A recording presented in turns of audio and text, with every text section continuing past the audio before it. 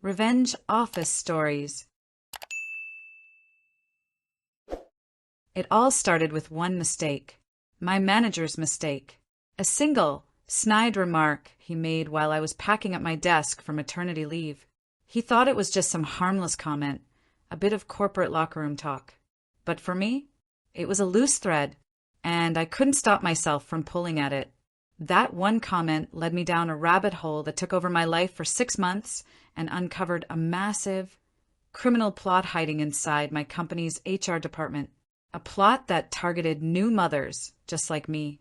It started a war that cost me my career and nearly my sanity, but it was worth it to expose them for the predators they were. Before all of this, I was what you'd call a golden employee. My name is Sarah, and for 5 years, Innovatech wasn't just my job, it was my mission. I was a senior project manager in the AI division, the darlings of the tech world. I believed in what we were doing. I came in early, stayed late, and mentored junior team members in my spare time. I poured everything into my work, and it worked. At 27, I was leading Project Chimera, the biggest project in our company's history. A logistics AI that was going to change the entire shipping industry. My boss, David, had been my biggest champion, or so I thought. He'd hired me, promoted me twice, and always talked about my limitless potential. When I told him and the team that my husband and I were expecting, the reaction was perfect. There were congratulations, a baby shower, and so much talk about everything we'd get done by the time I came back. David was especially supportive, talking a big game about how Innovatech was a family. But then, about a month before my due date, things started to shift. It was subtle, the kind of thing you try to ignore. In meetings, David would look past me and direct his answers to a male colleague. My emails, which he used to answer in minutes, would sit unanswered for days. When I tried to plan my maternity leave handover, he'd brush it off. "We'll get to it, Sarah. Relax. Pregnancy brain, kicking in already," he'd say with this tight, fake smile. It was that classic, low-grade hostility that's so easy to second-guess. You tell yourself you're being sensitive, you're hormonal. You're just imagining things. You read the stats that around 1 in 5 mothers report facing some kind of pregnancy discrimination. But you never think it'll be you. Not when you're a top performer. Not when they need you. That's the lie we tell ourselves.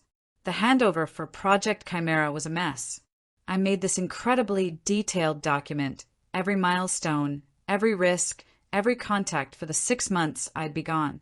I scheduled a 2-hour meeting with David and my stand-in, Mark. David canceled it. Twice. The third time, he showed up 15 minutes late on his phone and just waved for me to start without him. I spent an hour walking Mark through everything while David just half listened. My last day came. I said my goodbyes, promised baby pictures, and felt that weird mix of excitement and anxiety. As I was walking to the elevator with my box of stuff, David called out from his office, "Sarah, quick word." I walked in, expecting a final good luck. He was leaning back in his chair, feet on the desk, looking incredibly smug. "Just wanted to say," he started, a smirk on his face, "try not to enjoy your 6-month vacation too much. The adults will be here getting the real work done." I just stood there, speechless. Vacation? The sleepless nights, the recovery from childbirth, my entire world being turned upside down. A vacation? It was so belittling, so misogynistic, I had no words. All those little slights, the canceled meetings, it all clicked.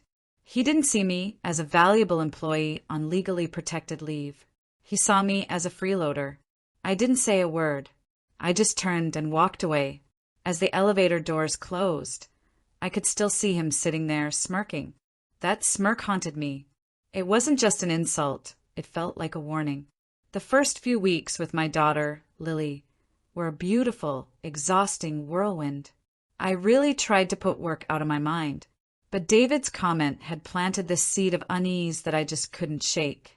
About 2 months into my leave, I got a check-in email from Mark, my replacement. He said Chimera is on track.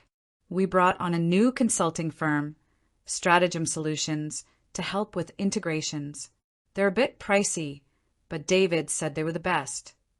Stratagem Solutions. I'd never heard of them. It was my job to know every major vendor in our field. They weren't on the pre-approved list I'd made. So, of course, curiosity got the better of me. It was 2 a.m., Lily was asleep on my chest, and I quietly opened my laptop. My work access was still active, and HR oversight, probably.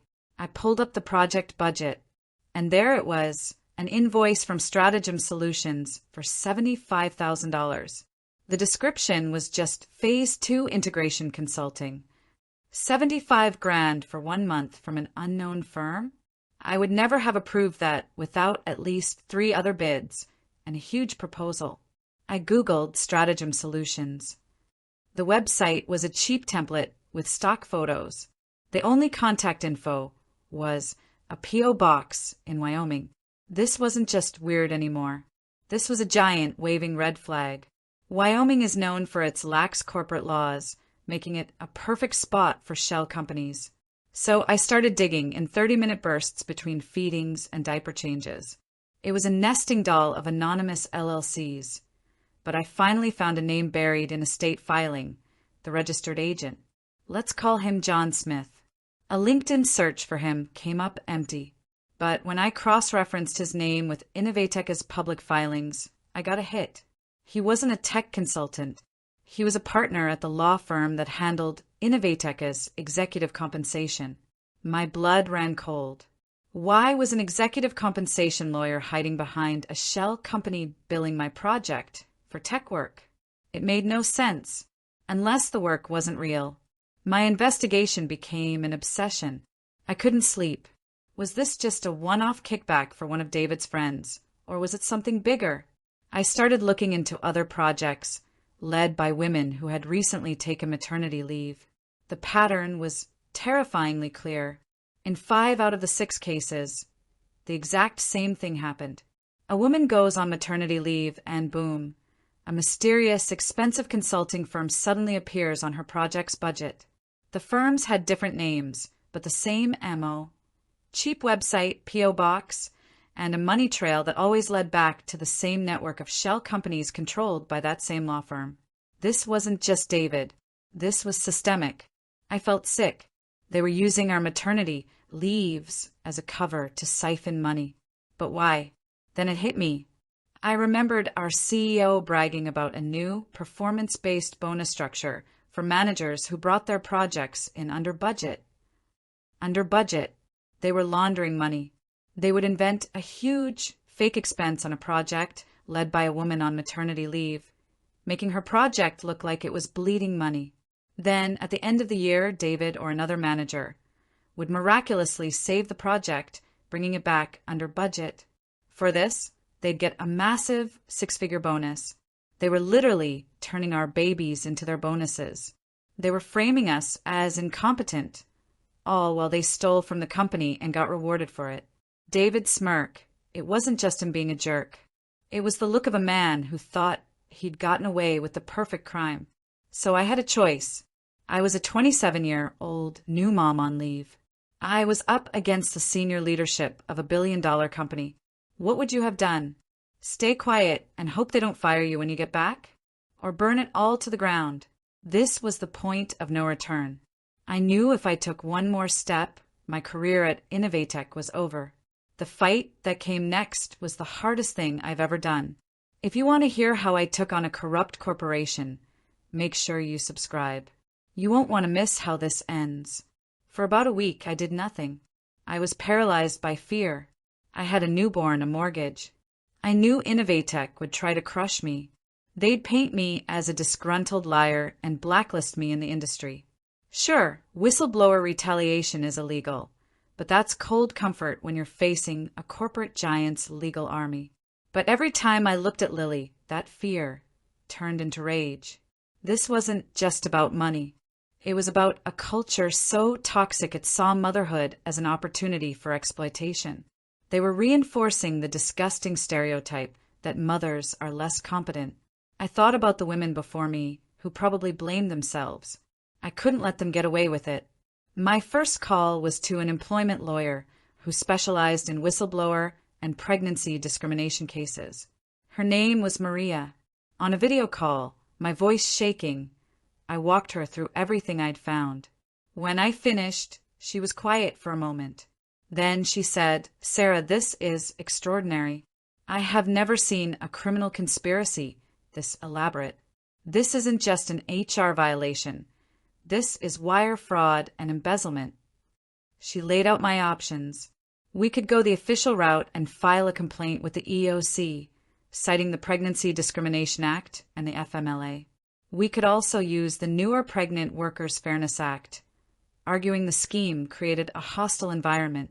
But she warned me that a federal investigation could take years.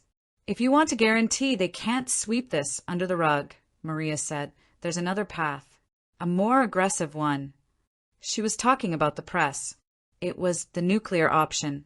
A regulator might make them pay a fine.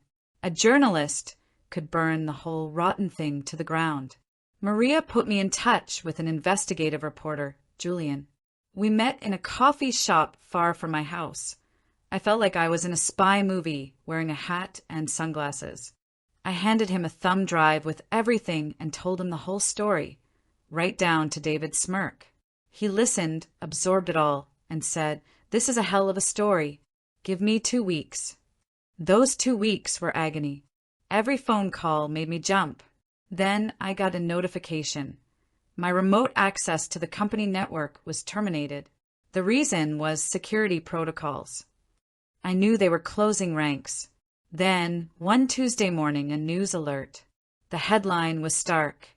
Innovatech at center of Mothers for Bonus's whistleblower scandal. Julian had done it. The article was a masterpiece. He had corroborated everything, found other women who'd been pushed out, and even got an anonymous quote from someone in finance confirming the scheme. He found a photo of David accepting a Manager of the Year award for rescuing my project. The fallout was immediate. Innovatech's stock plummeted 30% in one day. The board announced an independent investigation. A company spokesperson called the story the baseless claims of a disgruntled, underperforming employee, just as my lawyer said they would. But it was too late. 2 days later, federal agents raided Innovatech's headquarters. It was all over the news. David, the manager who thought I was on vacation, was one of 3 executives immediately fired. He was photographed leaving the building, hiding his face. His smirk was finally gone. The legal battle took over a year. Innovatech, with a new CEO, eventually settled. It was one of the largest settlements in a corporate discrimination case of its kind. They had to pay millions in damages to me and dozens of other women. More importantly, they were forced into court-monitored reforms. I never went back to Innovatech. The personal cost was immense, but I won something more valuable. I won justice. I showed my daughter that one person, even when they feel powerless, can make a difference. My story is dramatic, but the problem behind it is painfully common. Workplace discrimination against pregnant women and new mothers is real. So please know your rights. The Pregnancy Discrimination Act, the FMLA, and the Pregnant Workers Fairness Act aren't just acronyms. They are your shields. Document everything. Trust your gut. If something feels wrong, it probably is.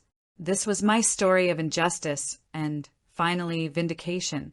It started with a single, hateful comment and ended with a victory for working mothers everywhere. If you believe in fighting for what's right, subscribe for more stories of justice. And I want to hear from you. Have you ever faced injustice at work? Share your story in the comments. You never know who you might empower by speaking your truth.